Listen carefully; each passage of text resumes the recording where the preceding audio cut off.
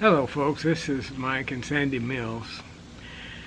We're coming to you from our residence at the Bass Lake Christian RV Retirement Community near Lindale, Texas, which is near Tyler, Texas in East Texas.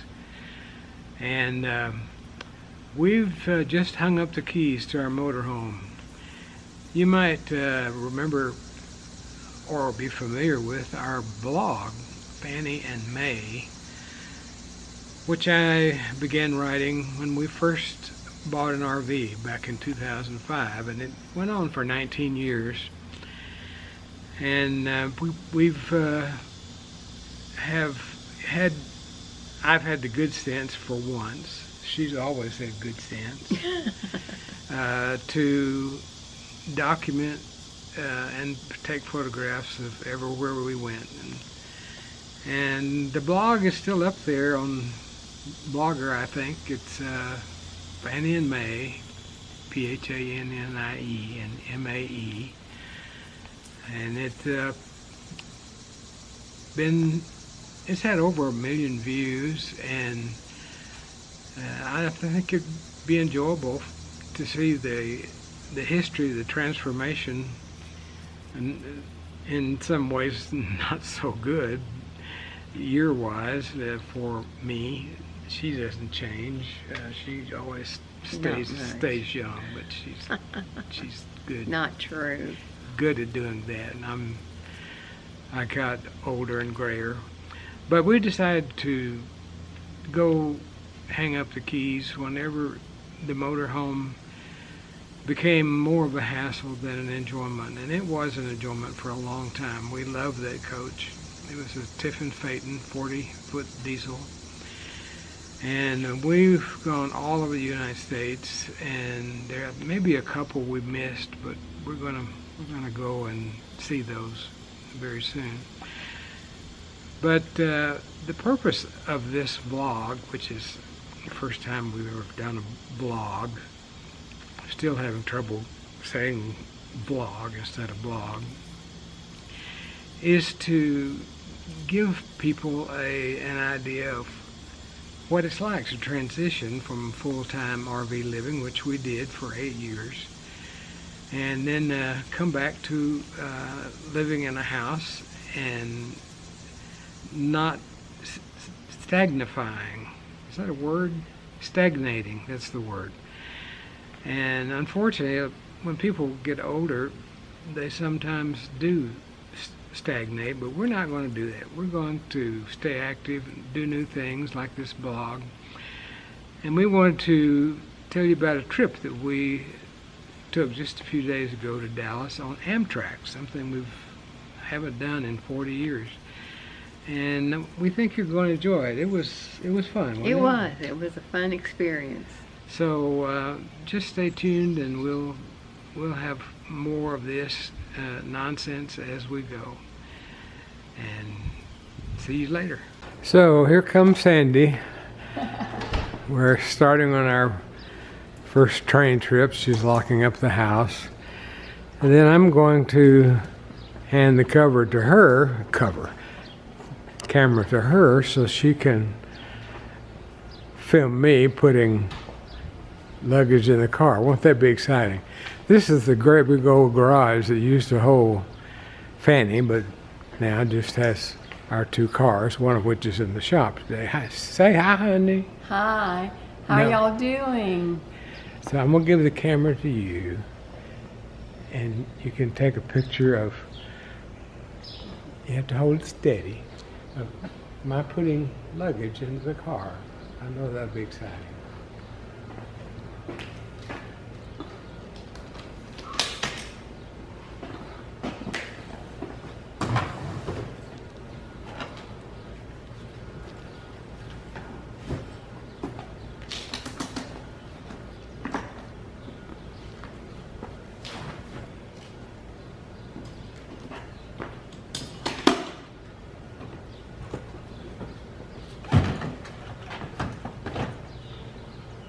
I know, your suitcase is lighter than mine. Yes, that's always the case.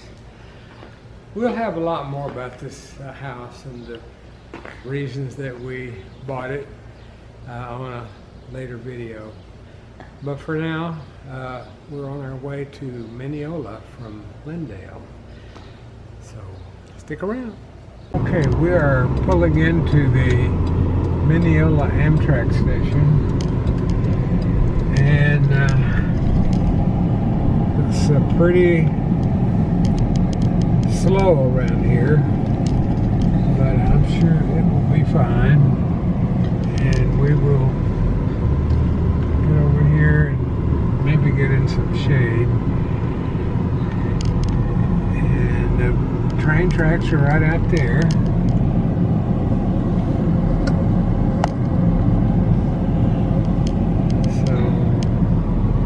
Some more inside. Well, we're in the Mineola train station, and this is what it looks like. And this lady here is Mrs. Amtrak, I think. Could you tell? I know your name is Martha Moreland, and you've been here a long time. 16 years, and I'm 91 years old now. I have to say that you must be a record in Amtrak. I could be, I don't know. I know that from talking to some of the employees who meet you when the train comes in, that they hug you.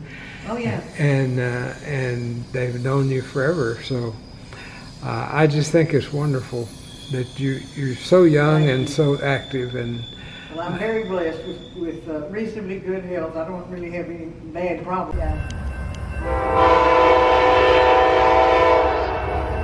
Well, looks like Amtrak is coming.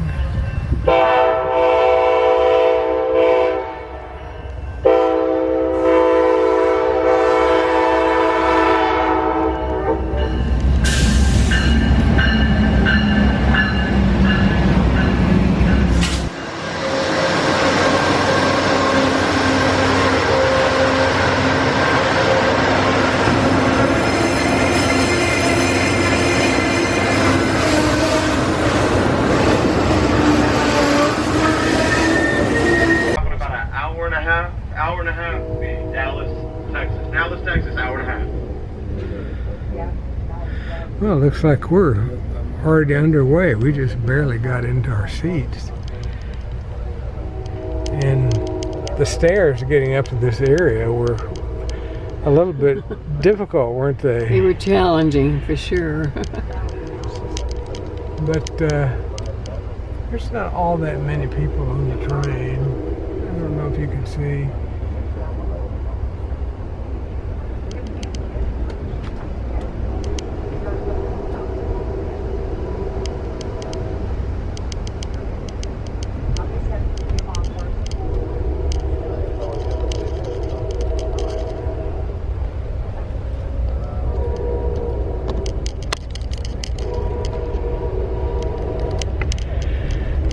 The Amtrak folks were very nice. The conductor had our names. All we had to do is show our ID. Nobody, we didn't have to do that. We just had to show the ticket that we got on the email. And he said, "Okay, you're good to go. I'll take care of your bags." And then we just went upstairs. So couldn't be easier. And I'm not driving. I guess the first thing we notice about Amtrak is it's so much more room than in an airplane. You can see Sandy's got her feet on a footrest down there, and I've got mine on a footrest. And the gentleman in front of us has his seat leaned back, and it's not bothering us a bit. We've got a tray table. If we had something to eat, which we haven't made it up to the dining car yet, or rather to the cafe. Coach passengers don't get to go to the dining car. And if you're looking up there, we've got overhead racks if you bring some carry-ons that you don't want to seat as you don't want at your seat. You can put them in the overhead. This is pretty cool, just watching the scenery go by. Here in East Texas, it's mostly woods, of course, but it's very quiet, very smooth, and so far, yeah, very cool and very enjoyable.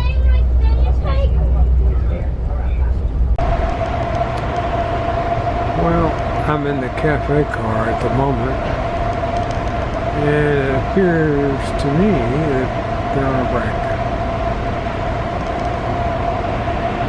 And well, I guess everybody needs a break. The train has come from Chicago, and I guess I'm taking a little rest. But it's very cool in here, and there's 4 tables and one other customer besides me. Well, this was unexpected. We've come to a full stop in the East Texas woods, and I took a trek up to the cafe car,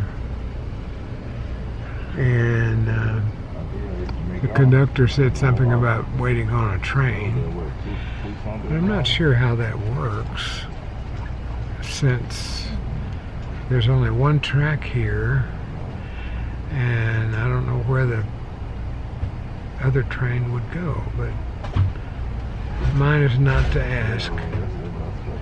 We're just here to wait and see. So here we are in the cafe car, and it's open now. People are lined up, and they're serving canned drinks, coffee, tea, and chips, snacks, and microwaved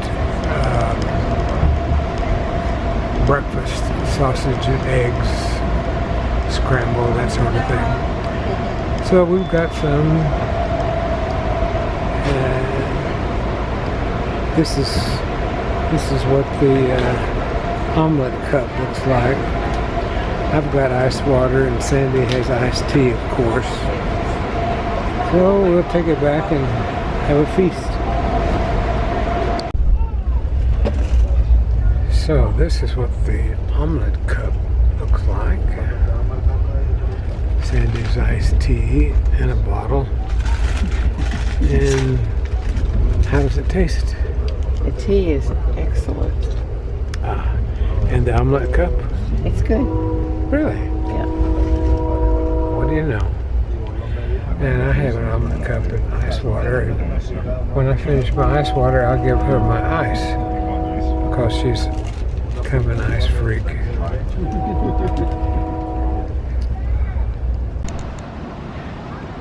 Well, this is interesting. We arrived in Dallas at not on the track in front of us there, but on the track beyond, and we had to get off the train and go down the step there with our luggage, cross these 2 tracks, and then we had to come up here and cross 2 more tracks. Luckily, no trains coming.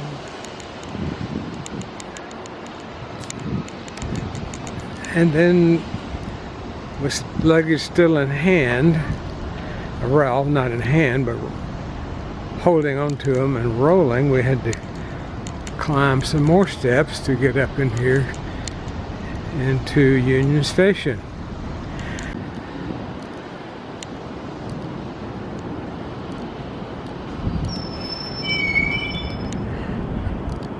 Thank you, sir. Thanks, sir. Yes, sir. Have a nice day. You too. Yes, ma'am.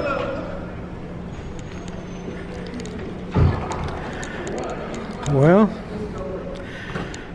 I don't think this is the train station's heyday. There's not much here, except some questionable people with questionable language,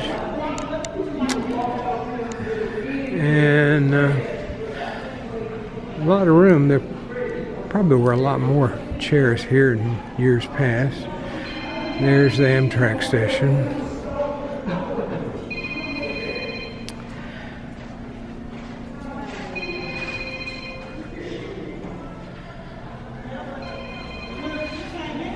Ancient lighting.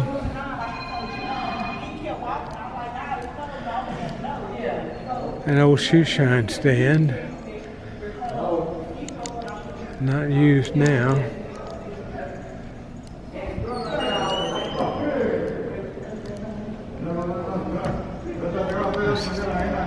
Not much here.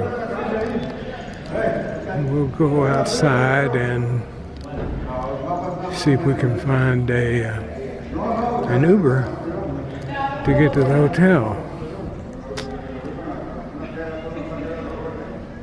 That's a bit depressing, really.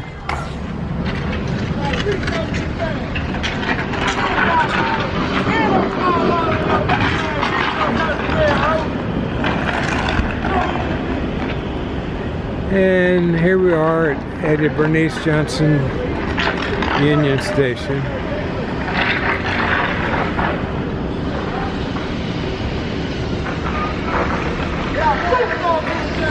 Was once a grand place.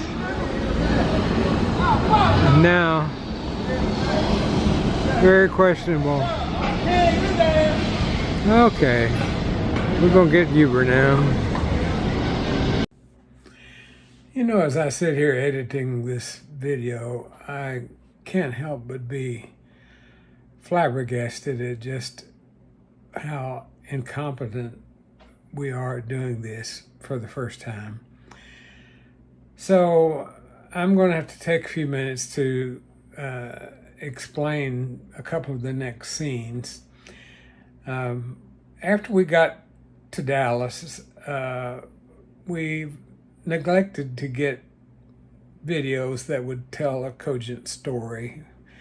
For example, we didn't show our first Uber ride ever. We talked about it, but we didn't show it, didn't video it. We didn't video the hotel in which we stayed, which was downtown, and the restaurants at which we ate. We did get do some walking around since we didn't have a car. And this next short video is taken at the AT&T Center on Commerce Street, downtown Dallas, and it's a video of a wall on one of the high-rise buildings that makes some undulating movement that at this moment is inexplicable. And so we took a short video of it, and that's what you're going to see next. And I'll have to come back and explain a couple more things.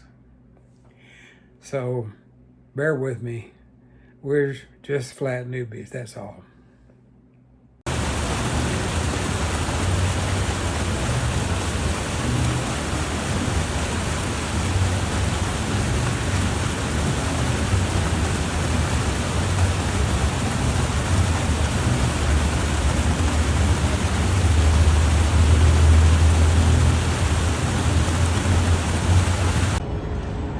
And here we are at First Baptist. Thank goodness they had the new sanctuary for the fire. And you can see where the scaffolding is, where the old church burned. I'll have a better picture of it after a while.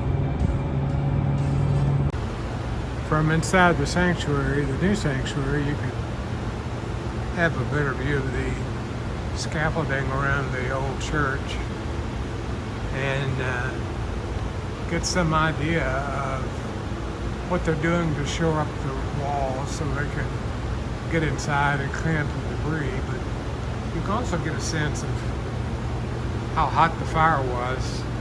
It has killed all these plants here next to the new sanctuary. And over there, on the new sky bridge in the new area, those in the end of the shrubbery there, that was a hot fire that killed that. And it's amazing to see where the two buildings meet. You wonder if there was any damage inside the new building because the fire was so close. See, this is heartbreaking. You can get a good view here of what remains. That's most of the shell around the church, built in the late 1800s. Steeple still standing, but all of the iron girders holding the balcony have fallen in.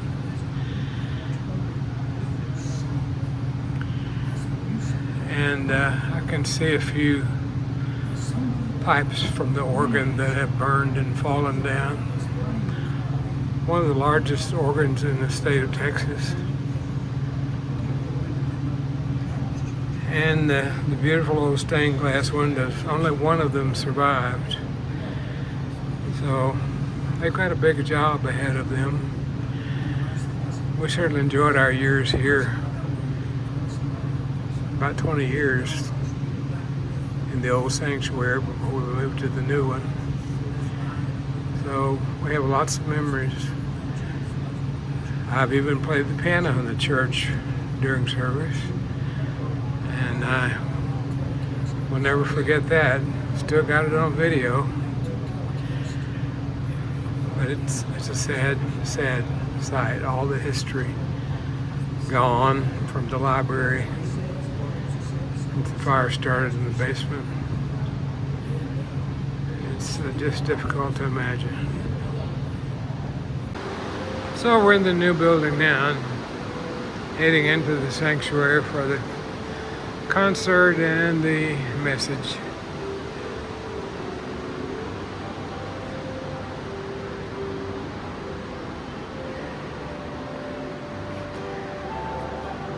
Since we were in the choir, we rarely ever sat out in the audience, so this is going to be different. And it's a different place from the old sanctuary, that's for sure.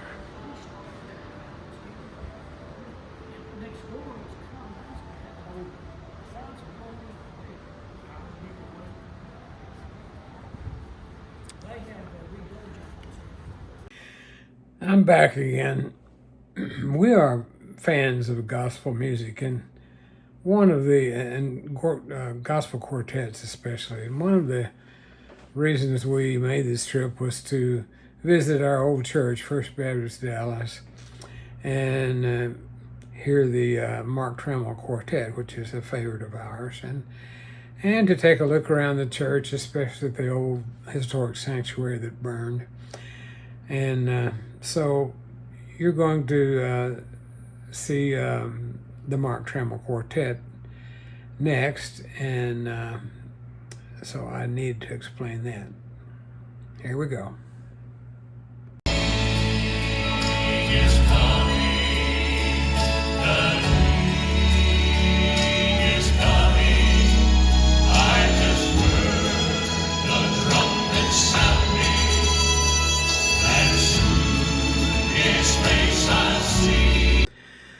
Another bit of explanation.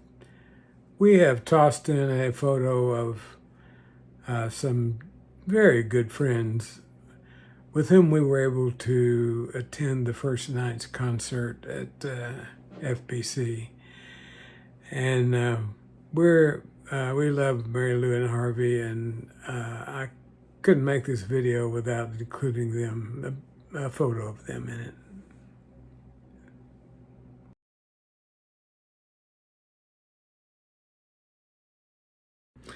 Well, that's just about it for what we came to see at Dallas. We didn't get a picture of the hotel or any of the Uber rides except the last one, and that takes us to the train station and start of our trip to Mineola. But it doesn't show anything else. It doesn't show our arrival or anything like that. So the story was a little incomplete. I might have a word at the end, but you're probably tired of me. So here comes the rest of the story. Okay, Johannes has showed up in a very nice BMW, and we're going to ride with him to the train station. He's got a GPS to take him there. I'm sure he knows anyway. But this has been quite an experience. This is the first trip on which we have taken an Uber, and it's worked out very nice for us. We've always had nice drivers, nice cars, and we think it's the way to go. So we'll get back with you when we get to the train station. And here we are at Union Station. Boy, that was quick.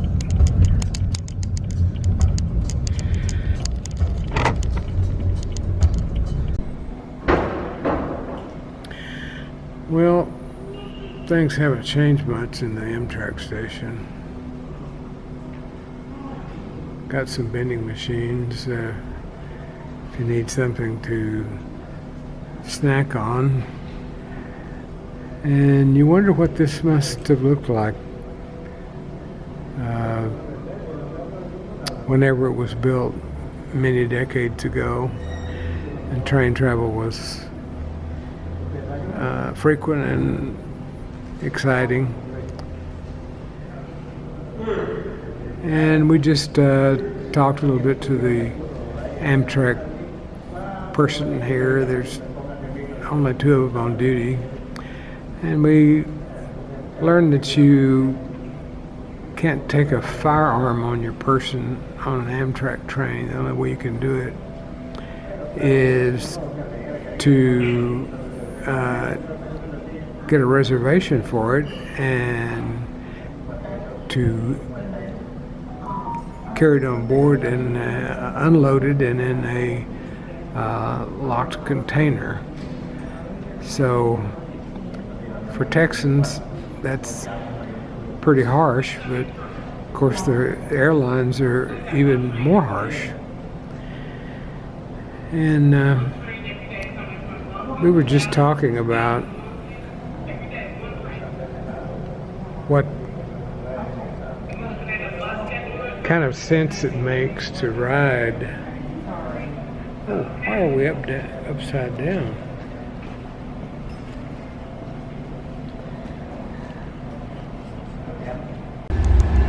Well, we were brought out here from the terminal to this little golf cart, and here comes the train.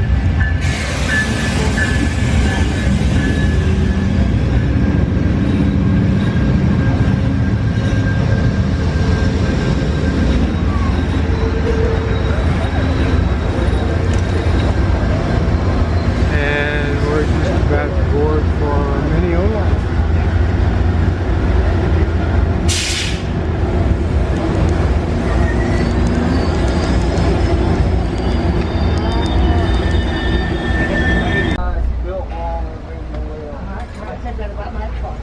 Well, that was a bit of a hassle, wasn't it, getting up the stairs? Oh, it was.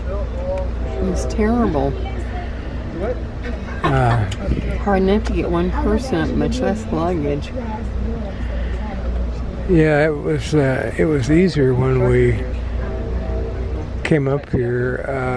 There was ample place to put the stuff before we came upstairs, but this time there was only room to put the big bag, and we had to carry the 2 smaller bags. Yes. And the steps are steep and narrow, so if you're old and not so agile, it's a little difficult. But we're moving now. Yeah, we're here.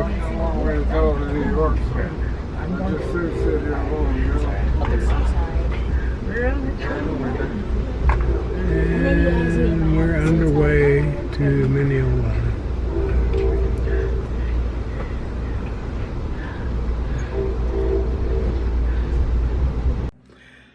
Boy, what do you think of the videography on that last clip? That was amazing. I don't know why I was fixated on avoiding Sandy's eyes. Maybe that's a habit, I don't know.